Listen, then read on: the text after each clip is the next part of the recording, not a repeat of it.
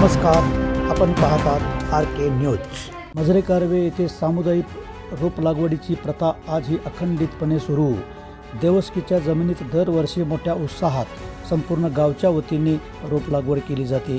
मजरे कारवे येथे ग्रामदैवत श्री हनुमान मंदिराच्या नावे असलेली शेतजमीन आहे।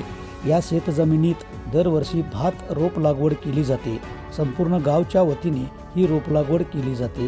स्वातंत्र्यपूर्व काळापासून ही रोप लागवड प्रथा आजही अखंडितपणे सुरू आहे। त्यामुळे या परंपरेची चर्चा नेहमी संपूर्ण तालुक्यात होत असते व हा कौतुकाचा विषय आहे। ग्रामदैवत श्री हनुमान जन्मोत्सव सोहळा दरवर्षी मोठ्या दिमाखात मजरे कारवे येथे साजरा केला जातो। स्वातंत्र्यपूर्व काळापासून म्हणजे जवळपास 85 वर्षापासून हा उत्सव मोठ्या उत्साहात होतो। या मंदिराच्या नावे गावातील गोसाई तलावाजवळ 2 एकरपेक्षा जास्त शेतजमीन आहे। या जमिनीत दरवर्षी भात रोप लागवड केली जाते। जागा पाणतळी असल्याने बाहेर कुठेतरी रिकामी जागेत तरवा पेरला जातो व तिथून तो तरवा आणून या ठिकाणी रोप लागवड केली जाते। गावातील प्रत्येक घरातील नागरिक रोप लागवडीमध्ये सहभागी होतात। पूर्वी गावातील असतील तेवढ्या बैलजोड्या नेऊन रोपेचा चिखल तयार केला जात असे। कालांतराने बैलजोड्या कमी झाल्या। आज पॉवर टेलरने चिखल केला जातो व गावातील संपूर्ण महिला एकत्रित येऊन रोप लागवड करतात। ही परंपरा आजही अखंडितपणे सुरू आहे। या शेतातून निघालेल्या भाताच्या उत्पादनावर हनुमान जयंती उत्सव साजरा केला जात असे।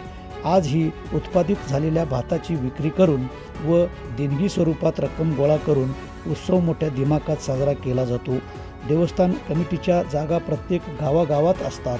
काही गावातून ठराविक हकदार जमिनी कसतात व देवाची सेवा करतात। मजरे कारवे गावात मात्र याला अपवाद आहे। स्वातंत्र्यपूर्व काळापासून गावगाडा चालविणाऱ्या मंडळींनी एकत्रितपणे शेती करून आलेल्या उत्पादनातून हनुमान जयंती उत्सव साजरा करण्याचा पायंडा पाडला आहे। आजही या परंपरेने गावगाडा चालविला जातो। त्यामुळे मजरे कारवे गावचे सर्वत्र कौतुक होत असते। आज गावात जीर्णोद्धार झालेले हनुमान मंदिर मोठ्या डौलाने उभे आहे। हनुमान जयंती उत्सव सुद्धा गावापुरता मर्यादित न राहता आजूबाजूच्या 4-5 गावांचा झाला आहे।